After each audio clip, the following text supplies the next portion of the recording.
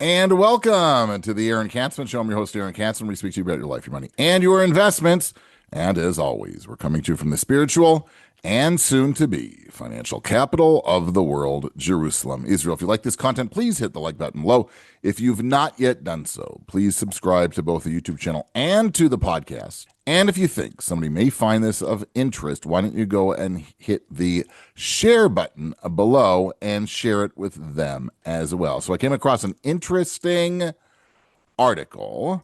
It's in the Investor's Manifesto by William Bernstein, where he lays out 4 abilities every investor needs to be successful. I'm going to go through it because I don't agree. It's that easy. So he says like this. First, they must possess an interest in the process. It's no different from carpentry, gardening, or parenting. If money management is not enjoyable, then a lousy job inevitably results. And unfortunately, most people enjoy finance about as much as they do root canal work. Now, first of all, I don't know people enjoy parenting. Just as an aside, they parent because they have children and they want the children to grow into, moral, ethical people who can then continue on humanity and society. I don't know, people are jumping up and down and saying, wow, I love being a parent. They love children. They love having children. They love their children. They love their family. But I'm not so sure that parenting is necessarily high up on the list, simply for those who aren't, well, as many are not the best parents. I mean, it's hard to get it right. It's a lot easier gardening. It's a lot easier to have pretty looking azaleas than to parent children. Okay, that's just as an aside. But I'm going to get back to that in a second. Second, investors need more than a bit of math horsepower, far beyond simple arithmetic and algebra, or even the ability to manipulate a spreadsheet. Mastering the basics of investment theory requires understanding of the laws of probability and a working knowledge of statistics. Sadly, as one financial columnist explained to me more than a decade ago, fractions are a stretch for 90% of the population. Here again, I have what to say. Third, investors need a firm grasp of financial history from the South Sea bubble to the Great Depression. Alas, this is something that even professionals have troubles with.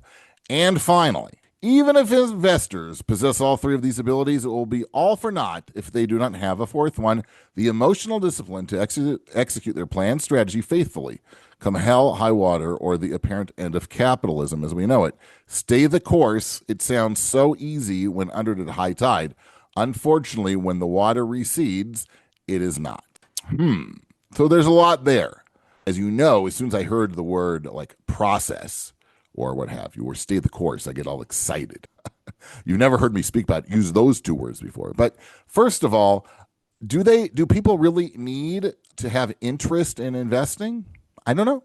Like, why, right? Do you have to have interest in medicine to go to a doctor? You have to have interest in law to get a contract drawn up? Like, I don't understand where that comes from.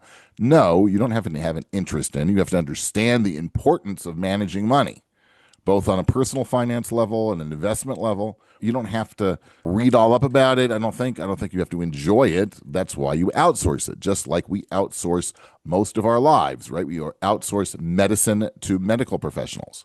We outsource law to legal professionals. Many of us outsource accounting to CPAs and so on and so forth, right? I'm not sure why this is any different. It's more personal maybe because it's your money. I don't know. I just don't agree with that. I don't think it makes a lot of sense. It's not gardening or carpentry. In fact, if you have to build a deck, do you have to have an interest in that process? Or do you bring in a contractor to build the deck for you? So I just don't think that holds water, right, in the Investor's Manifesto. Number 2, you need to know math. You need to be good at math. Well, it's true that most people don't know math. People don't know fractions. But do you need to know the basics of investment theory, the laws of probability?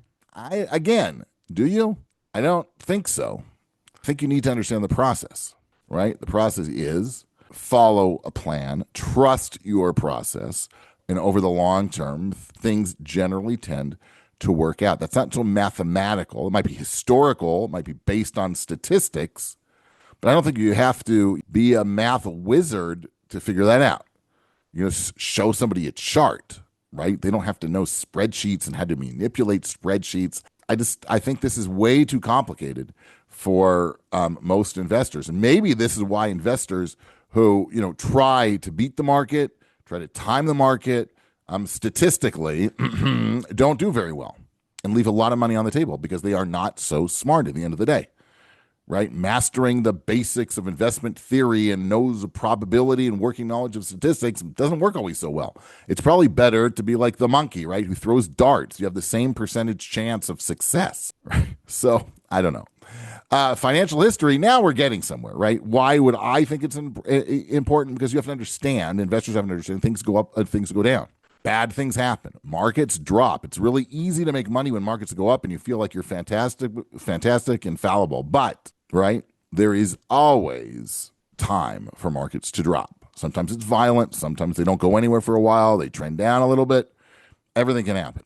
You have to be prepared for that. You have to intellectually understand that that's what's going to happen. And then fourth, the emotional discipline to execute their plan strategy faithfully. There you go. Ding, ding, ding. That's what's important. Trust the process, right? Create a financial plan after you define whatever it is your goals are, whatever your needs are, both, short, mid, and long term.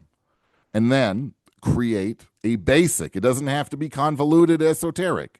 A very basic investment strategy, asset allocation, to enable you to achieve whatever it is you're setting out to achieve, as long as obviously within reason. That's it.